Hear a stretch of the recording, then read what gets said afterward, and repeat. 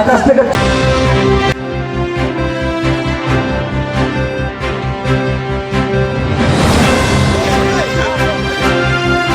বাঁধভাঙ্গা উচ্ছ্বাস, টান টান উত্তেজনা আর আনন্দঘন পরিবেশে সুষ্ঠুভাবে অনুষ্ঠিত হলো আঠিয়াবাড়ি শেউটগাড়ি ফুটবল টুর্নামেন্ট 2024-এর ফাইনাল পর্ব। এদিন উত্তেজনাপূর্ণ ম্যাচটিতে মুখোমুখি হয় গোলমুন্ডা ফুটবল একাদশ বনাম কচুকাটা ফুটবল একাদশের লড়াকু সৈন্যবাহিনী।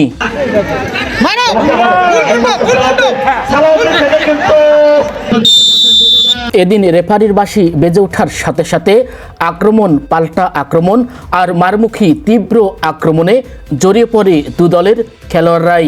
খেলার প্রথম অর্ধেই আক্রমণ আর পাল্টা আক্রমণে একটি বল অনাকাঙ্ক্ষিতভাবে গোলমুন্ডা ফুটবল একাদশের জালে জড়ালে 1-0 ব্যবধানে এগিয়ে যায় কচুকাটা ফুটবল একাদশ। অর্ধবিরতির পর দ্বিতীয় অর্ধের খেলায় গোল পরিশোধে মরিয়া হয়ে সাঁড়াশি আক্রমণ চালিয়েও ব্যর্থ হয় গোলমুন্ডা ফুটবল একাদশ। রেফারির শেষ সিগন্যাল বেজে ওঠার আগ মুহূর্ত পর্যন্ত কোনো গোল না হওয়ায় 1-0 ব্যবধানে এগিয়ে থাকা কচুকাটা ফুটবল একাদশ জয়ের মুকুট ছিনিয়ে নেয়। খেলা শেষে বিজয়ীদের হাতে পুরস্কার হিসেবে একটি ফ্রিজ এবং রানার্স আপদের হাতে একটি এলইডি টিভি তুলে দেন খেলায় আগত উপস্থিত অতিথিরা।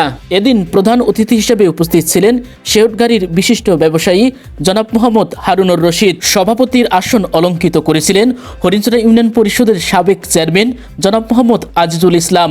সহসভাপতি হিসেবে উপস্থিত ছিলেন হরিণচড়া ইউনিয়ন যুবদলের আহ্বায়ক জনাব মোহাম্মদ দুলাল হোসেন। খেলায় উদ্বোধক হিসেবে উপস্থিত ছিলেন হরিণচড়া ইউনিয়ন যুবদলের সদস্য সচিব জনাব মোহাম্মদ শাহজান আলী। এছাড়াও এদিন প্রধান উপদেষ্টা হিসেবে উপস্থিত ছিলেন শালমারা বিএন স্কুল অ্যান্ড কলেজের সিনিয়র শিক্ষক এবং রিভারাইন পিপুল নীলফামারী জেলার সমন্বয়ক জনাব মোহাম্মদ আব্দুল ওয়াদুদ। স্বাগত বক্তা হিসেবে উপস্থিত ছিলেন আঠিয়াবাড়ি সরকারি প্রাথমিক বিদ্যালয়ের ভারপ্রাপ্ত প্রধান শিক্ষক জনাব মোহাম্মদ হাবিবুল্লাহ। বিশেষ অতিথি হিসেবে উপস্থিত ছিলেন হরিণচড়া ইউনিয়ন যুবদলের যুগ্ম আহ্বায়ক জনাব মোহাম্মদ মাসুদ রানা। টুর্নামেন্টের আয়োজক কমিটির সাথে সম্পৃক্ত সকল সদস্যই উপস্থিত ছিলেন। খেলার আয়োজন সম্পর্কে জানতে চাইলে খেলার প্রধান উপদেষ্টা শালমারা বিএন স্কুল অ্যান্ড কলেজের সিনিয়র শিক্ষক আব্দুল ওয়াদুদ ভিলেজ টিভি 96-কে জানান, আঠিয়াবাড়ি শেউটগাড়ি ফুটবল টুর্নামেন্টের আজকে ফাইনাল খেলা অনুষ্ঠিত হয়ে গেল।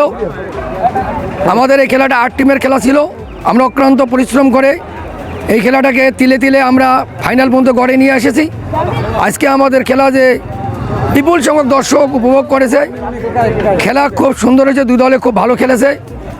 কিন্তু জয় পরাজয় যেহেতু থাকবেই, এখানে কচুকাটা দল একটি গোল করে অনাকাঙ্ক্ষিতভাবে একটি গোল হয়েছে, তবে গোলমুন্ডা দলও খুব ভালো খেলেছে। এই খেলা দর্শক উপভোগ করেছে এবং দর্শকের মধ্যে একটা নতুন জাগরণ সৃষ্টি হয়েছে। এদিন খেলার উদ্বোধক হরিণচড়া ইউনিয়ন যুবদলের সদস্য সচিব শাহজান আলী খেলা সম্পর্কে নিজের অনুভূতি ভিলেজ টিভি 96-এ এভাবেই ব্যক্ত করেন। আজকে আঠিয়াবাড়ি শেউটগাড়ি ফুটবল টুর্নামেন্টের ফাইনাল খেলাটি খুব সুন্দর এবং মনোরম পরিবেশে খুব সুসম্পন্ন হইল। আমরা বাংলাদেশ জাতীয়তাবাদী যুবদল প্রতিটা ভালো কাজে সবসময় পাশে ছিলাম, আছি এবং ভবিষ্যতে থাকব।